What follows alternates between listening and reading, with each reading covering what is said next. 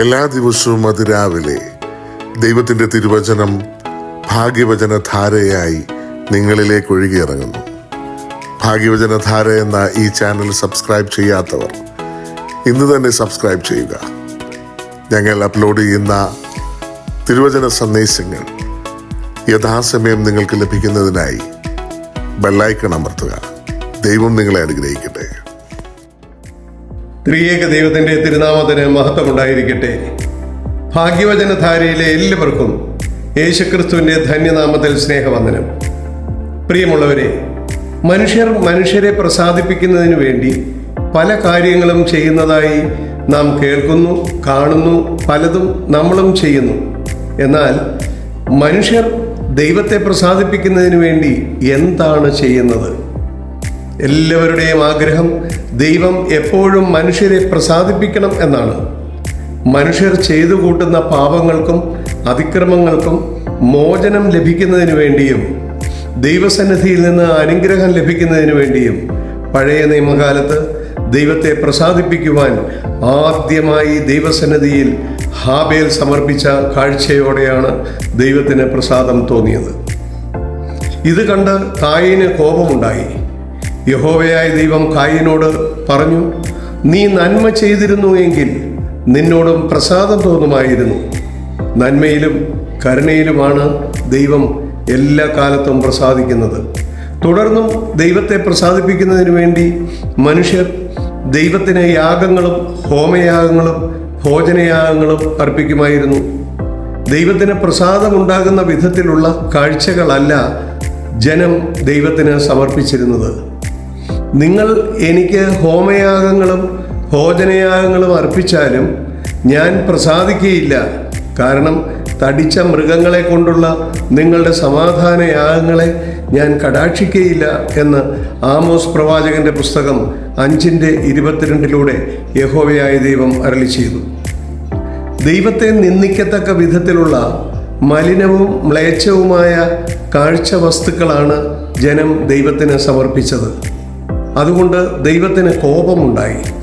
ദൈവം മലാക്കി പ്രവാചകന്റെ പുസ്തകം 1:8-9 വാക്യങ്ങളിലൂടെ ഇപ്രകാരം പറഞ്ഞു: നിങ്ങൾ കണ്ണ് പൊട്ടിയതിനെയും മുടന്തും ദീനവുമുള്ളതിനെയും നിങ്ങളുടെ ദേശാധിപതിക്ക് കാഴ്ചവെച്ചാൽ അവൻ അതിൽ പ്രസാദിക്കുമോ? ഇപ്രകാരമുള്ളതിനെ ദൈവസന്നിധിയിൽ കാഴ്ച സമർപ്പിച്ചിട്ട് ദൈവം അനുഗ്രഹിക്കണമെന്ന് പറഞ്ഞാൽ യഹോവയായ ദൈവത്തിന് നിങ്ങളോട് കരുണ തോന്നുമോ എന്ന് യഹോവ അരുളി ചെയ്യുന്നു. പ്രിയമുള്ളവരെ, പുതിയ നിയമത്തിലേക്ക് നമുക്കൊന്ന് നോക്കാം. വിശുദ്ധ മത്തായിയുടെ സുവിശേഷം 9-ാം അധ്യായം 11 മുതൽ 13 വരെയുള്ള വാക്യങ്ങളിലൂടെ നാം പോകുമ്പോൾ, യേശു ചുങ്കക്കാരൻ മത്തായിയുടെ വീട്ടിൽ ഭക്ഷണത്തിന് ഇരിക്കുമ്പോൾ വളരെ ചുങ്കക്കാരും പാപികളും വന്ന് യേശുവിനോടും യേശുവിൻ്റെ ശിഷ്യന്മാരോടും കൂടെ പന്തിയിൽ ഇരുന്നു. പരീശന്മാർ അത് കണ്ടു.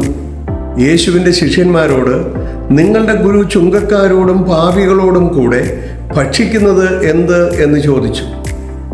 യേശു അത് കേട്ടു. യാഗത്തിലല്ല കരുണയിലത്രേ ദൈവം പ്രസാദിക്കുന്നത് എന്നുള്ളത് എന്ത് എന്ന് പോയി പഠിപ്പീൻ എന്നാണ് പറഞ്ഞത്. പ്രിയമുള്ളവരെ, യഹോവയെ പ്രസാദിപ്പിക്കുവാൻ എന്താണ് ചെയ്യേണ്ടത് എന്ന് നമ്മളും പഠിക്കേണ്ടതല്ലേ? 1 പത്രോസ് 2:5 ഇപ്രകാരം പറയുന്നു: നിങ്ങളും ജീവനുള്ള കല്ലുകളെന്ന പോലെ ആത്മീയ ഗൃഹമായി യേശുക്രിസ്തു മുഖാന്തരം ദൈവത്തിന് പ്രസാദമുള്ള ആത്മീയ യാഗം കഴിപ്പാൻ തക്ക വിശുദ്ധ പുരോഹിത വർഗമാകേണ്ടതിന് പണിയപ്പെടുന്നു.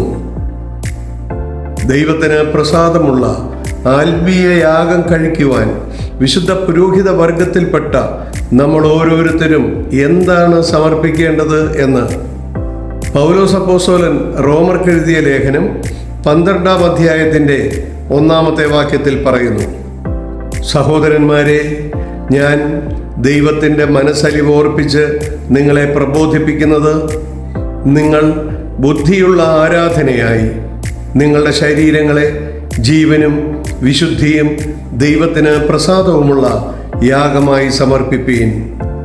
ഈ ലോകത്തിന് അനുരൂപമാകാതെ നന്മയും പ്രസാദവും പൂർണ്ണതയുമുള്ള ദൈവഹിതം ഇന്നതെന്ന് തിരിച്ചറിയേണ്ടതിന് മനസ്സ് പുതുക്കി രൂപാന്തരപ്പെടുകയും. പ്രിയമുള്ളവരെ, ദൈവഹിതം എന്താണെന്ന് തിരിച്ചറിയേണ്ടതിന് മനസ്സ് പുതുക്കി രൂപാന്തരപ്പെടണം.